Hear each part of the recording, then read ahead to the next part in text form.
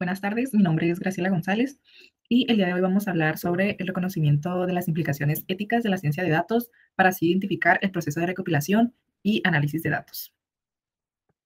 Bueno, empezamos con el índice. Aquí vamos a ver cuáles son los tipos de datos que existen, qué es el flujo de trabajo de la ciencia de datos, cuáles son las etapas principales de la ciencia de datos y en qué consiste, de qué manera se puede recopilar los datos, en qué formato se pueden encontrar los datos, de qué manera se almacenan los datos y cuáles son los aspectos éticos que debemos de considerar al momento de almacenar datos. Bueno, vamos a empezar con los tipos de datos. Empezamos con los datos estructurados. Estos pues dependen de un modelo de datos y residen en un campo fijo dentro de un registro. Eso lo podemos encontrar como en tablas, en archivos de Excel o como en el siguiente ejemplo de la imagen que vemos que están estructurados de manera ordenada estos datos. Y pues así es mucho más fácil encontrar la información que uno desee. Seguimos con los datos no estructurados. Estos son un poco más difíciles de encajar, ya que no hay un contenido que sea específico o un contexto. Tenemos de ejemplo un correo electrónico. Vemos que el correo electrónico, aunque tiene elementos estructurados como son el remitente o el título o el tipo, perdón, el cuerpo del texto, no son tan fáciles de encontrar por el número de personas que han escrito pues miles de correos y pues es un poco tiene un poco de dificultad. Seguimos con el lenguaje natural. Este también es un tipo de dato, pues, no estructurado, ya que es difícil de procesar porque requiere un reconocimiento, perdón, un conocimiento de técnicas específicas de la ciencia de datos y de la lingüística. Seguimos con los datos generados por máquinas. Pues aquí la información se crea pues automáticamente por un ordenador, por medio de un proceso, aplicaciones, y esto no tiene intervención humana. Aquí tenemos un dato importante que nos dice que en el 2024 habrá 50 veces más máquinas conectadas que personas. Entonces, ahorita lo estamos viendo en la actualidad. Y esto pues la verdad sí nos ayuda bastante, ¿no? Ya que es a un gran volumen y a una gran velocidad de información que el ser humano pues no puede hacerla por sí solo él. Seguimos con datos gráficos. Eh, Aquí vemos que tiende a ser un término confuso porque cualquier dato en la actualidad pues ya puede ser mostrado como pues un gráfico, ¿no? También pues vemos que las estructuras de los gráficos se utilizan en nodos, bordes y propiedades para representar y almacenar los datos de los gráficos. Y pues estos están basados en gráficos en una manera pues natural para que así podamos representar, no sé, por ejemplo las redes sociales que permite calcular métricas, la influencia de las personas, etcétera. Seguimos con audio, imagen y video. Aquí pues plantea desafíos como los vemos, ya que algunas tareas son triviales para los seres humanos, como reconocer objetos en algunas imágenes, y pues también se le complica a veces a las computadoras. También tenemos que en el 2018 se dice que aumentará la captura de video aproximadamente a 14 terabytes por juego, con el fin de realizar un análisis en directo dentro de algún juego. También vemos de las cámaras, de altas velocidades, etcétera. En el siguiente punto vamos a ver qué es el flujo de trabajo de la ciencia de datos. Vemos que un flujo de trabajo de la ciencia de datos es el proceso de combinar datos y procesos en un conjunto de pasos estructurados y configurables que implementarán pues, soluciones automatizadas para ayudar a gestionar datos y para tener también una capacidad de ingerir scripts locales remotos a esta gestión, perdón, a esta gestión de sensores de transmisión de datos.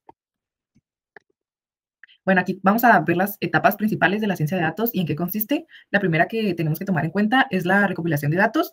En este proceso tenemos que se analizan los datos para que se van recopilando de fuentes de almacenamiento y pues las que están disponibles para tener la información de calidad y segura para los usuarios que estén buscando información. El segundo punto es la preparación de los datos. Aquí pues se prepara para una organización, se detectan errores, se descarta información, para así seleccionar toda aquella información necesaria solamente. Como punto número 3 tenemos la introducción de datos, ya que los datos están seleccionados, pues son enviados al destinatario correspondiente y pues se traduce a un lenguaje más entendible para una mejor comprensión. El siguiente que tenemos es el procesamiento o limpieza de datos.